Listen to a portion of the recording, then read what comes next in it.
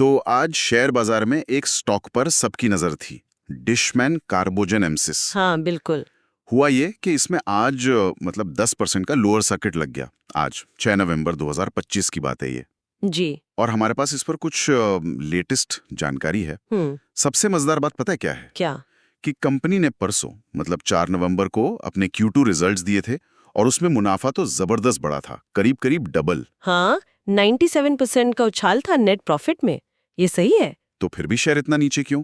मतलब बाजार को क्या चीज पसंद नहीं आई? कुछ तो गड़बड़ लगी होगी। बिल्कुल। और वही समझने की कोशिश करनी है। हाँ, तो चलिए इसको थोड़ा खोलते हैं।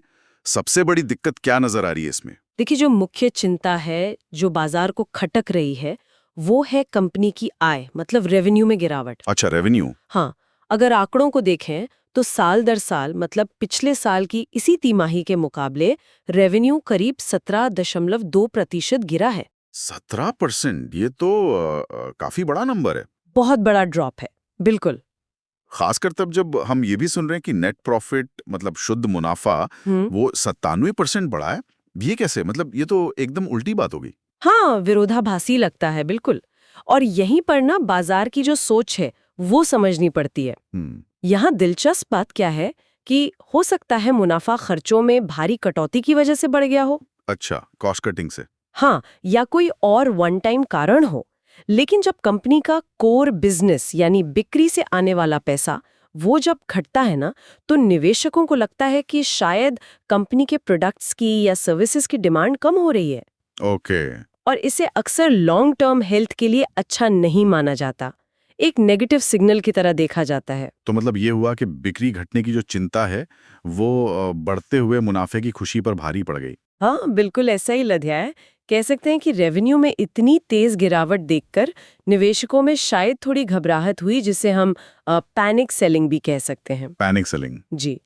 और एक और बात पता चली है कि 5 नवंबर को, मतलब नतीजों के अगले दिन, कंपनी की मैनेजमेंट की एक अर्निंग्स कॉल भी हुई थी निवेशकों के साथ। अच्छा, हाँ, होती हैं अक्सर। हाँ, लेकिन ऐसा लगता है कि मैनेजमेंट जो है वो निवेशकों का भरोसा जीतने में या भविष्य को लेकर कोई बहुत ठोस आश्वासन देने में शायद कामयाब नहीं रही। मतलब वो कॉल शायद उतनी पॉजिटिव नहीं रही होगी। शायद। और उसी का नतीजा है कि आज फिर ये भारी बिकवाली हमें देखने को मिली। समझ गया। तो मतलब कहानी यह है कि मुनाफा बढ़ना अपनी जगह है, लेकिन अगर टॉप लाइन यानी रेवेन्यू ही घट रहा है और मैनेजमेंट भी कोई बहुत कॉन्फिडेंस नहीं दे पा रहा, तो बाजार नेगेटिव रिएक्ट करेगा। बिल्कुल। तो निचोड़ यही निकलता है कि निवेशकों के लिए सिर्फ बॉटम लाइन मतलब मुनाफा ही सब कुछ नहीं होता। सही बात है। कंपनी की बिक्री कैसे चल रही है, बाजार में उसकी डिमांड कैसी है, ये चीजें भी उतनी ही जरूरी है, शायद कभी कभी ज्यादा जरूरी। आपने बिल्कुल सही पॉइंट पकड़ा है। अगर हम इसे थोड़ी बड़ी तस्वीर में देखें ना, हाँ। तो ये स्थिति एक बहुत महत्वपूर्ण सवाल उठाती है।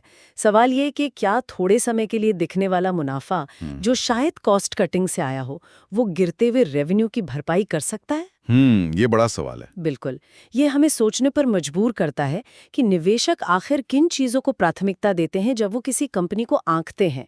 आज का बढ़ावा प्रॉफिट या कल की सस्टेनेबल ग्रोथ की उम्मीद जो रेवेन्यू से दिखती है। सही।